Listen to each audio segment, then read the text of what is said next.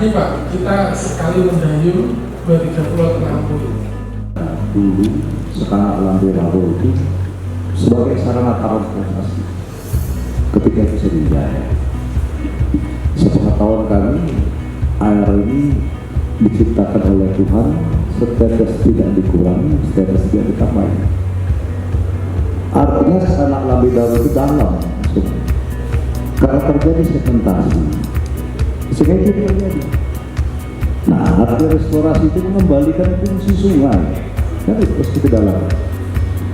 Inilah Darussalam. Darussalam itu di surga Pak. Kalau surga itu banyak taman, ya. Sungai mengalir, ya, yang bisa diminum. Mudah-mudahan dengan taman-taman yang dibuat oleh provinsi Palembang Darussalam 2022. Terima kasih. Wassalamualaikum warahmatullahi wabarakatuh.